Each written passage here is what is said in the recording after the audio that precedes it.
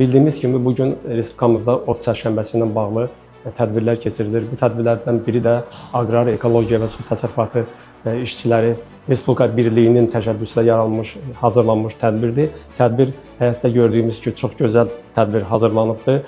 Hətta Novruzu əhatə edəcək bütün atributlar vardır və biz korpuslara da baxdıq, gözəl təmir olunmuşdur və biz sevinirik ki, ölkəmizdə belə həmkarlar tərəfindən belə tədbirlər keçirilir.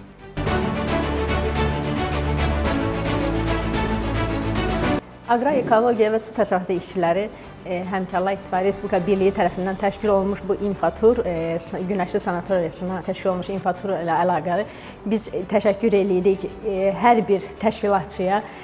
Gələcəkdə də davamlı olmasını arzulayırıq. Çox sağ olun, çox maraqlı idi.